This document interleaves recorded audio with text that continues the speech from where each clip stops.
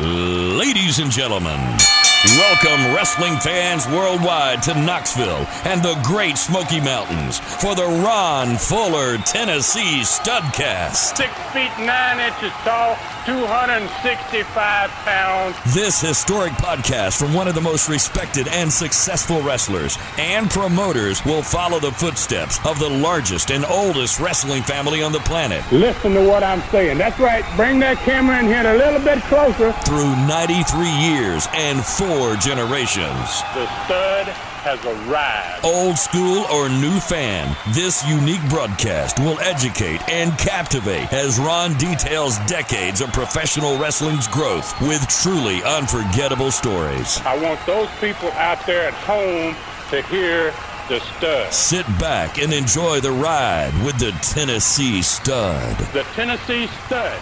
You will learn that name. You will remember it. And now, the stud is here. Hey everybody, welcome in. It's time. It's David Summers, and it's another Studcast with the Tennessee Stud, Ron Fuller. This is the story of wrestling in America as told by the Stud, whose family started the profession over 100 years ago. So let's step back into the ring and back into time. Let's get wall to wall and treetop tall with the Tennessee Stud, Ron Fuller. All right, so Ron, I understand you got a little snow flurry action going on this morning, and kind of cool up there on the mountain. Yeah, man, it's about to hit freezing here, and started off about 44 degrees, and it's dropped all morning long, and down to freezing now, and maybe going to get a little bit of white on the ground. Well, it could happen. Not going to happen here in Southeast Alabama, but now I think that we're at 55 or so, somewhere in the mid-50s, and it ain't going to get no warmer today. Hey, I tell you what, you've been rocking the podcasting world, Ron, for more than 7 years with 377 Studcasts already recorded. They're about most everything to do with the 4-generation Welch family of wrestlers, referees, promoters, and owners of territories. Your family is the oldest and largest family on the planet. Now, you've also covered most everything else in professional wrestling on your podcast, but now, for the first time, you are finally at the point where you can begin to use some of your own TV shows from the 80s and incorporate those into your Studcast. Yeah, that's kind of amazing, isn't it, Dave? 7 years ago, when I think back in 2017, when I started doing these Studcasts, I had no idea what a streaming channel was, much less that I would ever someday find enough of my old Southeastern and Continental USA TV shows to build my own streaming channel. So I'm soon going to release not only those TV shows, but 377 Studcasts. I'm going to have Stud Stories. I'm going to have Studcast Archives, Ask the Stud shows, over 100 short rides with the Stud, DVDs of all kinds of stars from my wrestling days and from my wrestling shows, plus all of the other wrestling content that I've created myself over the last 7 years. And now, Dave, I think the best is yet to come. I worked very hard, man, for years, on every Studcast, basically, to describe the cards, the TV matches, the interviews, and so much more. And now fans are finally going to get to experience that old adage that a picture's worth 1,000 words. And that fact is going to be coming to life. We're going to be able to see, and everybody out there for themselves, what I've been describing for years. So this is going to dramatically enhance every new Studcast for sure. Oh, there's no doubt about that at all. We're going to keep everybody informed. Each Studcast now, exactly when the streaming channel becomes available and when the new Studcast begins. Speaking of beginning, where are we going to begin this Studcast today? This is number 378. So where do we start writing on this one? Well, this Studcast is going to be covering the last week in November of 1980. It's got 2 completely different Thanksgiving cards in this one, basically in 2 different territories as well. So we're also going to return to Tennessee for a look at the new owners there, Ric Flair and Blackjack Mulligan. We're going to take a look at their Thanksgiving card, presented basically by the Crockett family, Mid-Atlantic Wrestling over there on the other side of the mountain in the Carolinas. I'm also going to be competing, comparing that card with what was happening on the same day, 500 miles to the south in Mobile, Alabama, where it's going to be Thanksgiving night in Mobile. And on this, it's going to take place, this match in Mobile, these matches in the main arena in that complex. And I'm also going to give everybody that same card that was used in all three major markets for the TV show promoting that card and the results from it. But Birmingham, was going to get completely different card than the rest of the territory because we had to skip the first Monday, only 4 days after that fantastic opening night, to get to the second Monday after that first event, which was going to be, it's our traditional Monday night was going to be the night for Birmingham wrestling from then on. So I'll also, for the first time, give everybody at the end of the Studcast the attendances for now it's what's going to be 4 major markets rather than 3 in Southeastern. And I'll be comparing the results of the attendances of the Tennessee Thanksgiving show to the Alabama Thanksgiving show. Then, Dave, hopefully we'll have enough time for a learning tree question. I don't know, Stud. That sounds like a lot as usual, but I'm very hopeful we'll get that learning tree question in this week. It's always, a ton of information when we do get it in there. So it sounds to me like we're going to be riding back into Tennessee to begin this Studcast. Yep, that's indeed where we're headed, Dave. We're going back to the Knoxville Coliseum. It's going to be Thanksgiving night, Thursday, November 27th, 1980. It's not going to be a night. It's going to be at 3 o'clock in the afternoon. And the former Southeastern fans at this point, they were no longer seeing a TV show that was produced in Tennessee. They were watching the weekly Mid-Atlantic show from the other side of the Smoky Mountains. So they had lost that program. There was a very strong card, this one, for this Thanksgiving there. Especially it was strong for the Mid-Atlantic fans who were accustomed to the TV show and the stars on it. But for the Knoxville fans, they kind of had yet to forget about the old stars and the TV show, what it was like on Thanksgiving Day years earlier. So I'm pretty sure it's not the only Thanksgiving show the Crockett's ran that day. They probably ran a second show that night somewhere in the Carolinas. I can only imagine who and what came to mind for the former Southeastern fans on that day. All right, so who was on that first Thanksgiving card in Knoxville, presented by promoters and wrestlers from the Mid-Atlantic territory? Well, I'm sure the former Southeastern fans had to be missing Les Thatcher, who was still doing a Southeastern TV show. None of them knew that, but obviously it was no longer in Knoxville, but it was 500 miles south down there in Dothan, man, WTVY. And, it was with a lot of the same stars that those Southeastern fans remembered very well, I'm sure. Mongolian, Stomper, Joe LeDuc, Bob Armstrong, Don Carson, myself, my brother, many, many more. And I have to admit, this card from the Carolinas, though, was by far their best yet. Opening match on this card was 2 wrestlers I had never heard of, Tony Russo versus Tony Tossi.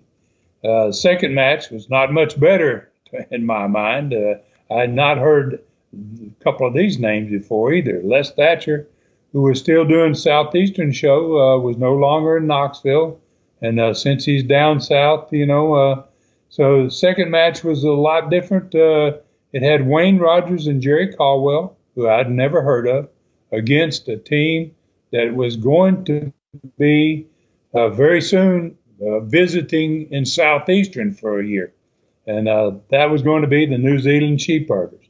At that point, I'd never heard of that team. And pretty crazy that within the next year, just over a year, they're going to be in Southeastern doing their own thing. And the rest of the card was a triple main event. Very good matches, no doubt, in this triple main event. First main event was for the United States Championship, was Ric Flair against Greg Valentine. Jimmy Superfly Snuka wrestled the Superstar in the next one. In the last match, it was for the NWA TV title, Roddy Piper against Paul Jones. Wow. All right. I've heard many of those names, with Ric Flair, of course, soon to be, at that time, the NWA World Champion. What kind of attendance did the Mid-Atlantic Thanksgiving show have, and how did it compare with the Georgia Southeastern Owners Card in 1979 and yours on the previous years? Well, the Mid-Atlantic show had almost 3,500. It was by far the biggest crowd that they had since taking over the territory months earlier, and it was almost exactly the same size as the Georgia Promoters card the year before, 1979. They had the Hulk on that card. They had a great card as well, but they still only had basically 3,500 people. And we had sold out basically every Coliseum show that we ever ran there. We did the first one in 1976. I came there in 74. Obviously, we didn't have one in 75. By 1976, we were doing well enough that we were running quite a few shows in the Coliseum. We decided, let's take a shot at Thanksgiving night. And that the year, 76, 77, 78, all three of those years, the attendance for all three of those events were sellouts. They were all around 5,500. Wow. Your Southeastern beat both territories on Thanksgiving nights by about 2,000 fans, it sounds like. All right, so I got to ask, are we going to continue to visit the old Southeastern territory in Knoxville, Stud? It's been a while. Well, not very often, basically, from here on out, Dave, because fans are going to be seeing some original, actual video of matches and interviews from the new streaming channels, Southeastern TV shows, which we're going to have on just about each Studcast. We'll have some type of something to do with actually watching some stuff from the old shows. And that's going to start very soon. And as we get into 1981, which, is in the time frame, we're in 1980 at this point, and we're talking about Thanksgiving night. We're not far from getting into 1981, and we're going to continue seeing those shows and the TV shows all the way into the summer of 1985, until the time Southeastern Wrestling became Continental. All right, cool deal. All right, so where are we going to be riding right now, Stud? How do we start today?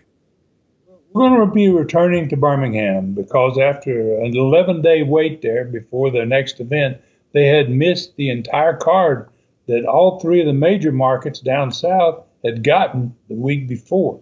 So the TV show we did in the last Studcast was based upon what happened in that Birmingham tournament. In the last Studcast, we used that tournament and a couple of videos from it as the focal point for the TV show for all of the markets down south. And now it was Birmingham's turn to finally get that same card that the other three markets had gotten the week before. So, Dave, to make it simple, we had two totally different cards for the territory the week of Thanksgiving, 1980.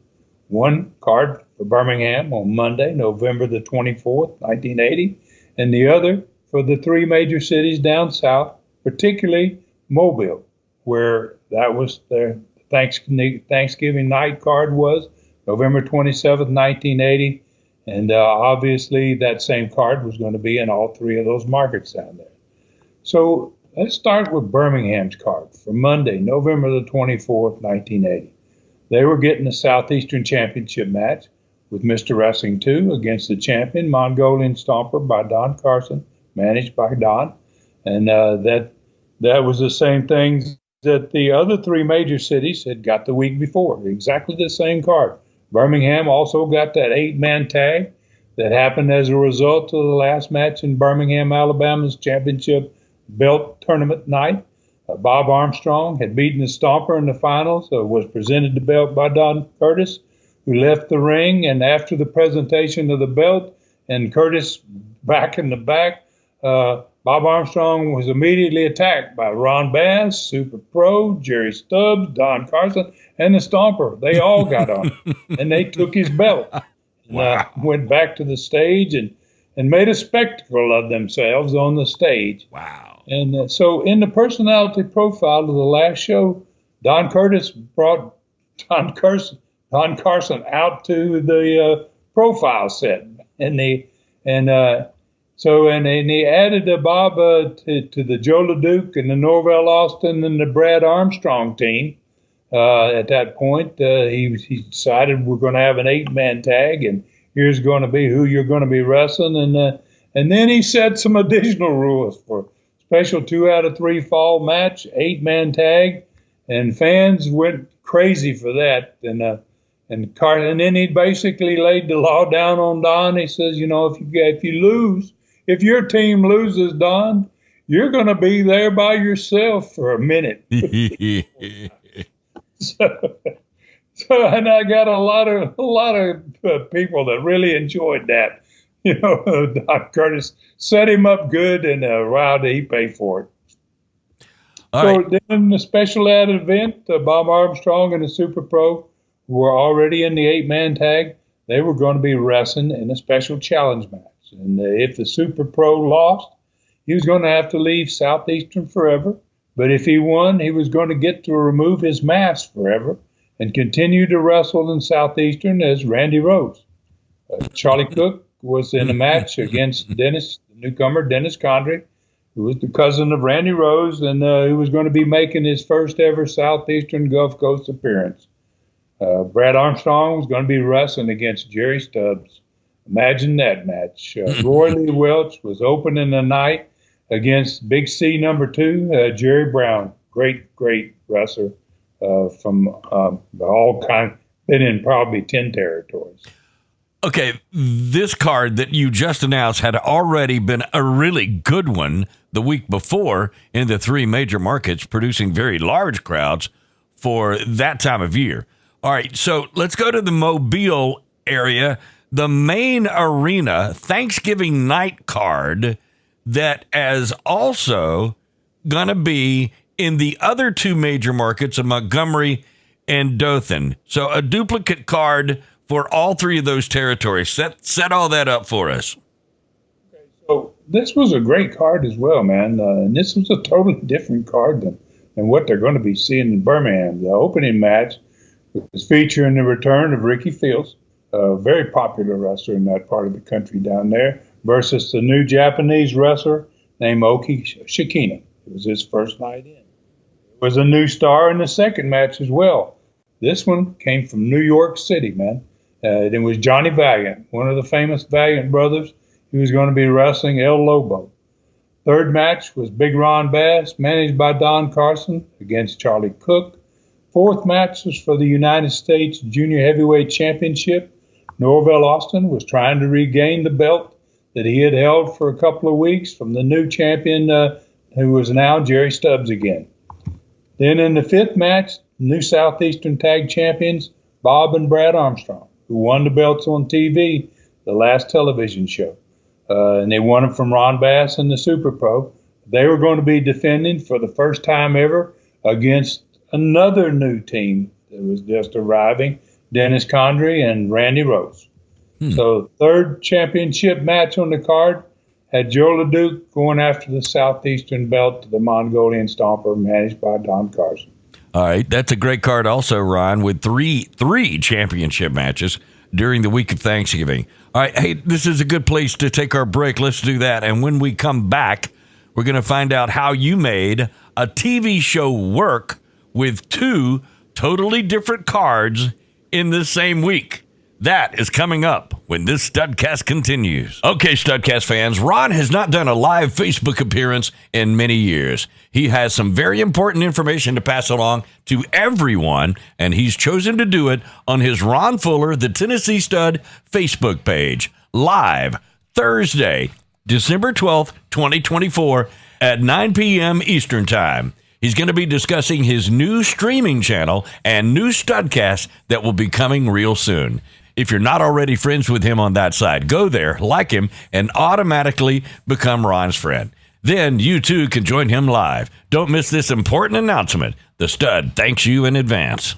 All right, everybody, welcome back in. Another Studcast with the Tennessee Stud, Ron Fuller. I'm David Summers. This is Studcast number 378. It's titled, Tennessee Stud Saves Southeastern. All right, before the break, Ron, I asked about how you were going to make two totally different cards work on one TV show. Can't wait to hear this. Well, not a problem, actually, Dave. The TV show that Birmingham fans watched last week was the one built around their record Southeastern opening night in the Alabama Championship tournament for the belt. And it was what happened in Birmingham that produced the card that we're going to have to wait for 11 days to see. They're going to have to wait, the Birmingham fans, for 11 days after that opening night to get to their second match, and that's going to be on a Monday finally,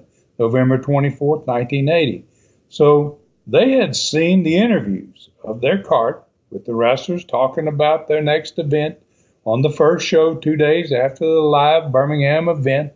They were going to see a second TV show. They were going to have 2 Saturdays, 2 shows before they had another live event.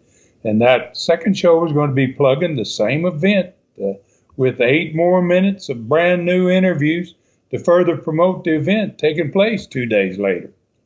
All right, now I kind of see why you were not worried about your new Star City having to miss a week. You just doubled up on the interviews, making the fans that much more eager for the next event. We weren't worried about Birmingham at all, basically, Dave. In fact, we thought it might draw almost as many fans as it had the first night, that record crowd. And it was this second TV show since Birmingham opened that we focused on. It opened with Les and Charlie wishing everybody a happy Thanksgiving, then welcoming the new Alabama champion, Bob Armstrong, with his belt to the set. And wow, did he get a big roar from the fans. They announced it was the last championship match of the month on this show because it was rating period, and this time it was going to be for the new Alabama belt, and Bob Armstrong was going to be defending that belt against Big Ron Bass. And Bob said he was honored to be asked to do this today, and that he looked forward to it. And again, obviously got another round of applause. And then it opened up with a champ. This show had opened with a champ, and it was going to close with one. Okay, I mean to me that's a great match, and it should be. All right, did Charlie and Les say anything about the rest of the TV matches? Well, they said there would be a couple of new stars on this show that had just arrived, and a special video appearance from another fan favorite that had not been seen for weeks, along with Joe LeDuc, going to be on the personality profile, and much more. It was a loaded show, that was for sure. The first match was the same wrestler that opened last week's TV show, but his entrance this time created much more havoc than the last introduction that he had. And as he usually had, the same kind of havoc it usually created. His manager didn't hold him back this week. And he had this week before when Southeastern Don Curtis was on the show. All right, you don't have to say any more, Stud. I hope the Mongolian Stomper didn't make up for last week. Oh, boy, he certainly did, man. And he left both sets of bleachers almost totally empty before Carson could round him up and get him back into the ring. And it took fans a while to feel comfortable about coming back into the studio.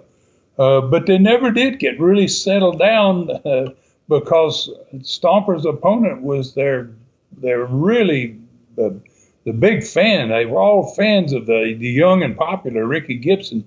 And Ricky Fields at this point was being taken apart by the Stomper. I mean, the Stomper was making it uncomfortable when he had him on the bleachers and when he didn't have him on the bleachers.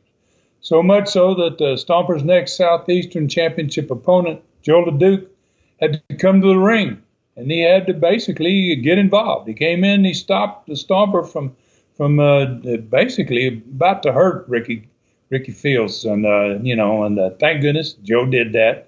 Stomper and Carson went to the dressing room. They didn't want to have any problem with Joe LeDuc at that point. All right, so who was in the second TV segment? Well, it was the new Southeastern Tag Champions, Bob and Brad Armstrong. And they got a standing ovation from the studio audience, man, when they joined Charlie and Les to watch the unusual special challenge event based around the match between Super Pro and Bob Armstrong the week before. The one in which the Super Pro had basically two choices depending on what happened in that match. The Super Pro basically put it all on the line, man. And if he lost Armstrong, he was going to have to leave forever. But if he won, even though he had lost the first time as Randy Rose, and they had to come back as a masked man, he was going to be able to pull that mask off if he won and stay there at Southeastern as Randy Rose. So the video showed the Super Pro getting helping hand from his new cousin who had just arrived last week. That was Dennis Condrey. And between the two of them, they managed to get the Pro a win, which it made sense. I mean, you got 2-on-1 with Bob. Randy Rose in the video, he at the end of that video, in every town that he had these matches in, he took a mask off and he threw it into the crowd. Wow. That was the end of his mask, wearing a mask. And Bob told Charlie and Les, he said he hoped he would not live to regret that loss. And truer words, man, could not have been spoken. All right, then. All right, so who was in the next TV match? Well, it was Randy Rose and his cousin Dennis Condrey. And it was going to be the guys that they had just seen in the video. They were going to be in their very first match on television. So they were scheduled for a tag team championship match the following week against the champions, Bob and Brad Armstrong. And they were invited to stay at the set to get their first look at this new team, Bob and Brad. And obviously they did. Fans had no way of knowing at the time, Dave, but nor did the wrestlers in the territory, as a matter of fact, that these two guys, Randy Rose and Dennis Condrey, along with a third partner months down the road, were going to become one of the greatest tag teams of all time as the Midnight Express Incorporated. But they definitely didn't give the fans and the Armstrongs that impression with a classic, man. And the end of their match, wow, what an ending they had, man. Those boys were prepared to get themselves over. And there was the Armstrong sitting there watching this match, and at the end of it, they had a double clothesline finish. That clothesline, Condrey had his own way of doing it, and so did Randy Rose, a totally different way, and they hit their opponents with both of them at the same time. That was going to become their trademark as the Midnight Express. Yeah, I think I remember that. They really became the talk of the sport. Over the next couple of years, they dominated in the ring, and their team name became the most famous and longest-running tag team name ever. All right, so was it personality profile time by now? Yes, and this one was going to have two wrestlers on it, but only one of them was going to be on the set with Charlie and Les, and the other was going to be in a pre-recorded interview from his home in Pensacola, Florida. The profile opened with Charlie Platt introducing me. And Roy Lee had brought the big camera that we had that was taking all the recordings of all the matches in the live arenas. He brought it to my house, and I sat down on the back deck of my home in Pensacola. And I kind of began a little story by telling everyone how much I appreciated all the cards and letters that I had received from the fans after being booted out of Southeastern Wrestling a couple of months earlier, when 4 wrestlers basically beat me in a loser leaves match. And I didn't lie about it. It did take 4 to do it. And then I said, and now 3 weeks after I was robbed of the opportunity to compete in the sport I loved and in the country I loved, my brother got beat, just like me, by 4 men in a loser leaves match. And he had to, and I said, I'm still here, but my brother had to leave his home in Pensacola. He had to take his family and move to Georgia to make a living in the sport he loved. And so I said, I'd watched every Southeastern TV show since I had been thrown out of wrestling there, and appreciated what Don Curtis had to say to me the week before, which he did say a nice little compliment to me. But I said, but I wasn't going to leave my home like my brother did and find another place to wrestle. I said, losing one match and having to stay away for a year was just too long, especially when the match I lost was as one-sided as this match was. And then I said, I know that Joe LeDuc is going to be wrestling the Mongolian Stomper for the belt next week. Mm-hmm. And I heard he was going to be on the personality profile, and I wish Joe luck. And I finished by saying, mark my words, this could be the end of Ron Fuller for the next 10 months. But then, maybe not. When I watched the TV show back, days after recording this, I was blown away, man, by the explosion from the studio crowd, man, and my good friend Joe LeDuc. Joe said he was proud of me for not leaving my home and family, and even though he had the chance to win the Southeastern belt next week, he knew, like me, that there was probably going to be more than just the Mongolian Stomper to beat to get that belt. He said he missed riding up and down the roads in Southeastern without Robert and me, and that he would give anything to have us back in Southeastern, but he knew that wasn't going to happen. So it made him even more determined than ever to take that belt from the Mongol.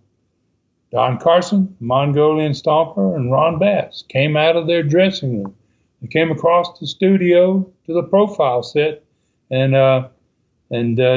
Joe got up. There's three of them, right?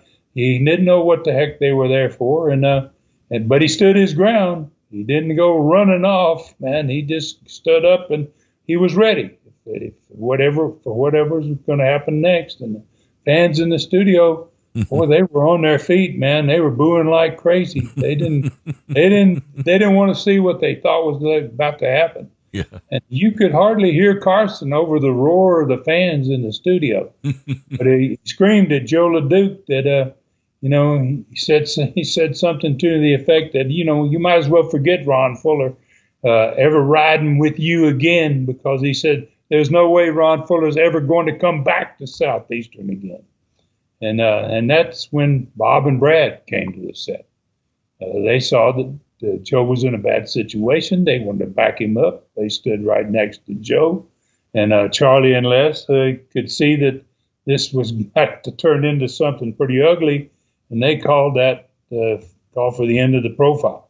Okay, so, I can see why. What a wild way to end a profile. I can only imagine what might have happened if they didn't wrap that thing up. All right, so who was up next? Well, it was a brand new, totally different babyface, man. One that was so different than what had ever been probably in that part of the country, in Southeastern for sure. He came straight out of New York City, man, Johnny Valiant, man, and it was his first match ever in the southern United States. He had always been up there in the north, and he decided he wanted to come south to Southeastern. I had heard a lot of good things about him, and so I was real happy to get a totally different type of babyface. And it didn't last long, and judging from the fans and my reaction as well, we really didn't know what to think about this guy. His wrestling style was so different than what I had been accustomed to down south, and he never did even say anything on this first show. He only wrestled in the match, and that was all he did. He had a great win. I was impressed with him, but wow, he was just a different character from the very beginning. Okay, I remember him. He was going to leave everyone wondering everything about him. He was so different than any babyface I can even remember. All right, was it time for the Alabama championship match for the belt? Yes, sir. Ron Bass came out of the dressing room with Don Carson, and after their little near altercation at the profile set, the studio audience was ready basically for anything, man. And then when Bob appeared with the Alabama belt on, that studio went nuts again. And so the match began kind of slowly, but as it continued, some more wrestlers started to appear from both dressing rooms. First guy out was the Stomper. And when the Stomper came out, Joe LeDuc came out. And and he was, and those two were going to be wrestling each other for the Southeastern belt in the next week. Then Dennis Condrey and Randy Rose came out of the dressing room, stood by the ring. So then they were Bob and Brad's next opponent for the tag team belts the following week. That brought Brad out, and he joined Joe LeDuc at ringside, and there at this point, man, the match had picked up steam, and there was nobody sitting on the bleachers anymore. They were all standing up and going crazy, and they were cheering Bob naturally, and time was running out on the show. And thank goodness it was, basically, because there was no standby match for this. If the match had ended, there would have been no other match that could have taken place. But the match turned into a fairly long one, and it got down to the end of the show. So when Carson made the first move, basically from the outside of the ring, he reached in and grabbed Bob by the lower leg so that Bass could get a little up on him. That was all it took, man. I mean, suddenly everybody on the floor was in the ring, and it was complete pandemonium. Charlie and Les, during that point, didn't have any recourse other than they signed off. Ladies and gentlemen, we got to go. This is it. We've got our time. And the cameras were turned off, and the fight lasted for probably another 5 minutes in the ring, where nobody even saw on the television show. Wow! So they went to black, and that thing was over. All right, you could see it building during the show. I'm sure. I don't remember that kind of ending to a TV show very often, but it was always good when it did happen. All right, really another great one, Stubbs. So, what about the arenas? The next week, how did you guys do there? Well, the same thing happened with the Birmingham card as it had happened in the three major markets the week before. We discussed, in the last cast, and I'm going to describe what happened in the Thanksgiving card in those three major cities down south Alabama. Birmingham's card was basically same card exactly, and we talked about that in the last show. So I'm going to talk just about this new card that was for Thanksgiving down there in the southern Alabama area. Oki Shikina, the first of two new Japanese stars that's about to arrive, got his first win over Ricky Fields. New York's John Valiant got his first win over El Lobo. Ron Bass, managed by Don Carson, got a win over Charlie Cook. And in the first of the three championship matches, Jerry Stubbs retained his United States Junior Heavyweight belt, but he did so in a 45-minute time limit draw match with Norvell Austin. What a great match that had to be, man. I didn't get to see that one, but it had to be. And in their first try, Dennis Condrey and Randy Rose won the Southeastern belts from Bob and Brad Armstrong. In the last match of the night for the Southeastern Championship belt, Joe LeDuc ended up with the Stomper in his bear hug, and basically that match was over. Joe LeDuc was going to be the new champion. And here came Ron Bass. And, he climbed into the ring. He didn't. He just went straight to the referee, grabbed him by the back of his shirt, and threw him over the top rope. And then he went back and he nailed LeDuc from behind. And then Bass and the Stomper and Carson, they had Joe down and they were pounding on him. And all of a sudden, a masked wrestler with a familiar-looking body nobody in the building had ever seen before entered the ring. And he tore into the three of them like a madman, and they ran from the ring. So Joe got up and he hugged the masked man, and as they were leaving the ring, the announcer, still with his microphone, stopped the masked man. And he asked him over the microphone, he goes, wait, before you go, what's your name? So the masked man said, you can call me the Tennessee Stud. Wow. Okay. And the legend began. That had to be a huge moment in Southeastern wrestling. All right. Had you ever worn a mask before in the Southeastern Gulf Coast territory? No, I had not, Dave. And, I'd been there almost 3 years at that point. Mm-hmm. I'd never lost a loser leave town match or anything like that. And so it was my first time to ever wrestle there as the Tennessee Stud. Wow. And what a tremendous ending that had to be for all the fans there. And speaking of all the fans, how about the attendances for the 4 major Southeastern cities? Montgomery had 39, which was pretty close to what it had the week before. Dothan was at 49, right at 5,000. Birmingham had just over 6,000 people. We had 7,000 the week before, but the building was still packed. And Mobile, it was on Thanksgiving night in that main arena, would held 10,000, had 9,100 fans. And that was only $100. When you add up those 4 cities, that Birmingham in with Mobile, Dothan, and Montgomery, that was only $100 short of $24,000 in 4 nights.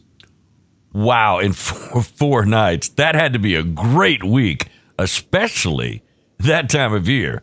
All right, this has been fun as usual, and maybe we're going to get some more fun now. It looks like we have time for another learning tree question, so let's move to that. Charles Bonner, Chicago, Illinois, says, you have quite often lately mentioned the WTBS satellite TV station in Georgia owned by Ted Turner back in the 1980s.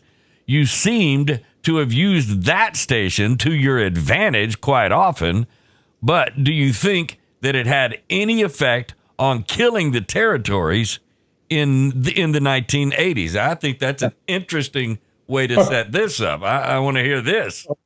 What a great question, Mr. Bonner. Wow. So, we did, I got to admit, we did use the power of Ted Turner's WTBS satellite TV station quite a bit. Actually, in the recent Studcast, we took advantage of the exposure that Mr. Wrestling number 2 got on that station, where he was a star there for many years in the early 1980s. Bob Armstrong and I took advantage of that station to another level in 1982, as a matter of fact.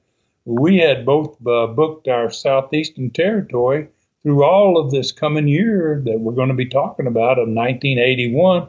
And we made a deal toward the end of that year with Rob that if he would take care of the territory for 1982, he would take over and handle things in 1982. And when 1982 rolled around, Bob and I, we got in touch with Ole Anderson, who was the booker for Jim Barnett, who owned the Georgia territory. And we asked him if basically, we could work his territory. And basically, we were honest with him because we wanted to be seen as much as possible on WTBS, because that station covered the planet. It was a satellite station seen worldwide. Yeah. So obviously it didn't hurt our territory either to be seen around the world. So Bob spent much more time there in 1982 than I did. And he got tragically injured, man, in an accident in the Columbus, Ohio gym during that year while working that territory. And that injury basically, and he never admitted this and never said this, but to me, it affected him for the rest of his career. While at the same time that was going on, I had discovered the Cayman Islands in the Caribbean. And I had hooked up with a couple of businessmen down there that lived in the Caymans. and I made a deal with him to run wrestling matches there several times a year. So, Mr. Bonner, guess who everyone on that island got their wrestling from, right? They got it from WTBS in Atlanta, Georgia, man. So it was a pretty good deal. It worked out to be pretty good. So obviously, we did take advantage of that station, Mr. Bonner. And as far as your question about whether or not WTBS had an effect on killing the territories, funny that you should even ask that. And because my father was very close friends with Ted Turner. We lived in Atlanta. I was a senior in high school in Atlanta, Georgia. And my father and Ted Turner were very good friends, far back as into the mid-1960s, as a matter of fact. And Ted Turner was a huge wrestling fan. He ended up owning WCW. I mean, he had his own wrestling company. Eventually, he was so into wrestling, he wanted to own one. So one morning, when I was a senior in high school, my father and I, after breakfast, we sat and had a little talk about this subject, Mr. Bonner, exact subject, long before there was even a WTBS TV station or even cable TV. My dad and I sat and talked about this because he had had a long conversation with Ted Turner about the industry, what's going to happen, cable TV and the satellite station. I mean, it was a freaky subject. I mean, we were talking about stuff that we didn't have any idea. What is all this? What could all that be about? So as and I think as my father did way back then, that kind of saturation of the sport, my father, the end of the conversation, my dad said, I think if all of this happens, now this is in the 1960s, and it's 20 years before all this is going to go down. My dad said, I think if that ever happened, it's going to be dangerous for the sport. So when it happened in the 1980s, when WTBS and even more so cable TV started making wrestling shows, putting them on television from all over the country and making them available to everybody, it was the kiss of death for the sport, I think, Mr. Bonner. Wow. Thank you. I got to thank you, Mr. Bonner. It's a great question, and I hope I've answered it to your satisfaction. So interesting. All right. You've done it once again, Stud. You took one subject and turned it into many, all of them worth the ride. No doubt about it. This has been another great one. I can hardly wait for next week. So kind of give us an idea of what to expect next week. Set the ride up for us, Stud. Well, we're going to be headed into the first week of December, 1980. About as bad a time as there could be for owning a wrestling company around the world. I mean, December was a terrible month. And what we just did with this Studcast, with me, was going to hopefully give us a better December than most fans, and hopefully give us the best maybe December ever. So fans can already see the new arrivals at this point. They were just beginning to get here. And there's going to be 3 more big-time stars coming in the next 3 weeks in the next 3 Studcasts. And I've not done a live Facebook appearance in years, folks. And I'm going to be doing a very special live Facebook show. I'm going to actually do it tomorrow night, Thursday, December the 14th, 9 o'clock Eastern Time. And hopefully I'd like to be on for about an hour or so. And my Ron Fuller, I'm going to be on the Ron Fuller Tennessee Stud Facebook page, which is unlimited to the number of people that I can have on there to explain what basically, Dave, is coming in the next couple of weeks. That's going to make everything that we do here a lot better. And if you're not already a friend there on that site, and you would like to join in me in this, all you have to do is go to the Tennessee Stud, the Ron Fuller Tennessee Stud Facebook page, like me there, automatically become friends, and you can join me for this 1 hour little deal that I'm going to be doing, man, that I'm going to have the opportunity to tell fans, go dig a little deeper into what's coming. Hey, that's cool. And, of course, everybody knows you can find Ron on Facebook, and especially now on Facebook to get set up for tomorrow night. That's pretty cool. Ron Fuller, the Tennessee Stud. Like, follow him there, and automatically become friends with a living legend and become a part of this event tomorrow night. That's so cool. Twitter or X, he's at Ron Fuller Welch there, too. You can follow him there and keep up with everything on Twitter or X. Check out the fantastic website, tnstud.com. This Studcast is going to be there with every Studcast ever done. The Stud Store is where you can get 43 Super Studcast, 4 different 8x10 photos, and the best-selling novel, Brutus, personally autographed to you. And you can subscribe to Ron's YouTube channel. It's called Southeastern Rewind on YouTube. Southeastern Rewind on YouTube. There, you will find hundreds of hours of classic old-school wrestling entertainment, 453 total videos, the last 156 Studcast, Ask the Stud shows, and short rides with the Stud. Go back 1 year or more and discover fantastic Stud stories with worldwide stars. Studcast archive stories, Tell Me More fan question shows, superstars of the past shows, and so much more. That's YouTube Southeastern Rewind. It's the best deal in wrestling.